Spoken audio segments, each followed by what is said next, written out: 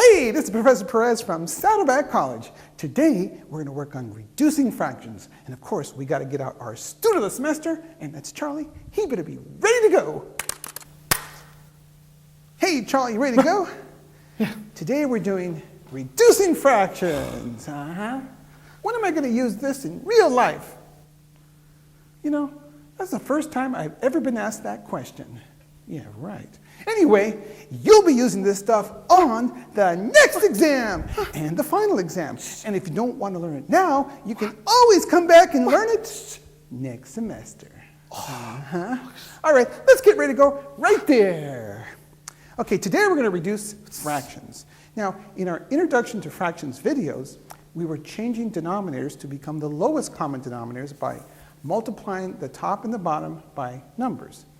In this video, when we reduce, you're going to see we're going to divide the top and bottom by the same number. So you'll see where we're going right here. Let's bring out some number lines. Okay, 4 6, Charlie, right there. Now look at the number line there. Now 4 6 is the same as what other fraction? 2/3. 2/3, that's right. It can be reduced.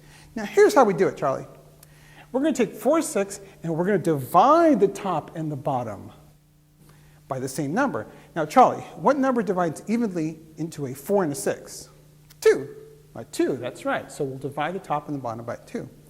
Now, we can also write this down in this form. Without using the division symbol, we'll use this little bar and say 4 divided by 2 and 6 divided by 2.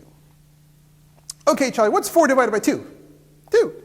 That's right. And what's 6 divided by 2? 3. Very nice there, Charlie. So our fraction was now reduced from 4 6 to 2/3. There you go. Notice here we divided top and bottom by the same number. Okay, let's do another one. Here we go, Charlie. Now we have 9 6. Okay, let's look at our number lines here.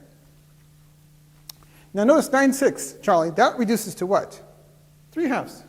3/2. Now, Charlie, what number divides evenly into a 9 and a 6? 3. It's a 3. So we'll divide top and bottom by 3. Or we can write it in this form, right there. And now, Charlie, what's 9 divided by 3? 3. That's right. And what's 6 divided by 3, Charlie? 2. Very nice, and that's our answer, 3/2. Very nice there, Charlie. Now let's do another one. 3/2. Now, Charlie, can 3/2 be reduced? No, it can't. The only number that divides evenly into a 3 and a 2 is a 1. Therefore, we say it's reduced down to its lowest terms. Now, in the introduction videos, when we were learning how to add and subtract fractions, we had to make the denominators the same, right? And we had to find the lowest common denominator and change our fraction to have that lowest common denominator. Now, Charlie, look at our number line here, and 3/2 can be written as what other fraction?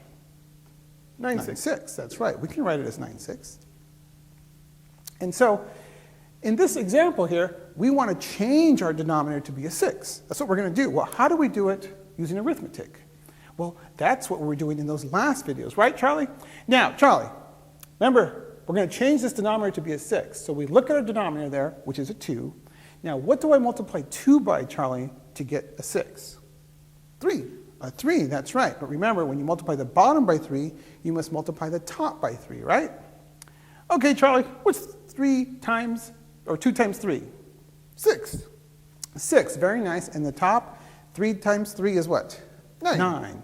So here, what we did is we took 3/2 and wrote it with a denominator of 6. Now, watch. In the last problem, we did 9 6 and we reduced it, right? And so here we go. 9 6. What number divides evenly into a 9 and a 6, Charlie?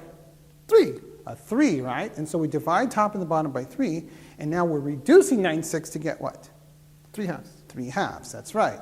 So notice here, we divided here by 3s, and over there we multiplied by 3, right? There you go. Okay, Charlie, so let's do another one. 18 over 12. Don't get scared. Now let's look at a number line here. Charlie, 18/12 can be written as what other fraction? 9 6. 9 6, and it also can be written as a 3/2. 3/2, that's right. Now, sometimes you can get to the answer in one step. Sometimes you have to take more than one step. Now, a lot of times students find it easy to divide numbers by 2. Now, watch, Charlie. We're going to divide top and bottom by 2 here. And I'm going to help you out. What's 18 divided by 2, though? 9. 9. And 12 divided by 2 6. is 6. Now, we're not done yet because remember, 9 6 can be reduced by dividing top and the bottom by what, Charlie? 3. That's right, by 3. And what's 9 divided by 3, Charlie? 3. And 6 divided by 3 is 2. Now, notice here, we took 2 steps to go from 18/12 all the way down to 3/2. But notice, we first divided by 2, and then we divided by 3. Now, Charlie, can you think about this? What's the largest number that divides evenly into an 18 and a 12?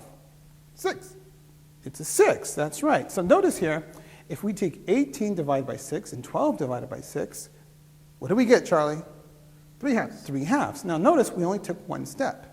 So in the first process, we divided by what, Charlie? A 2 and a 3. 2 and a 3.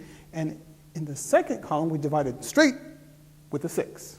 And notice here, 2 times 3 is 6, right? So think about that. We divided by 2, divided by 3, and we got 3/2, and here we divided by 6. All right. Let's do another one, Charlie. 4/12. Now, Charlie, look at the number line. 4/12 reduces to what? 2/6 or a 1/3. Very nice there. Now, Charlie, I'm going to help you out. First, I'm going to divide by 2s because I'm too chicken, right? Okay, divide top and bottom by 2. And what's 4 divided by 2, Charlie? 2. And 12 divided by 2? 6. Very nice there, but we're not done because we can again divide by what, Charlie? 2.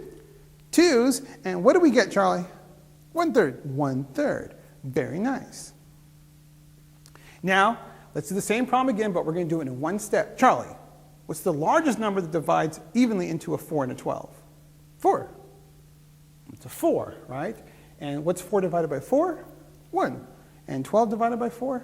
3 is 3, and we're done, right? So, again, you'd prefer to use the largest number that divides evenly into both the numerator and denominator. So, that's the end of part 1 of reducing fractions. So, we're going to come back and do part 2 very soon. So, go take a break, and we'll see you all again soon.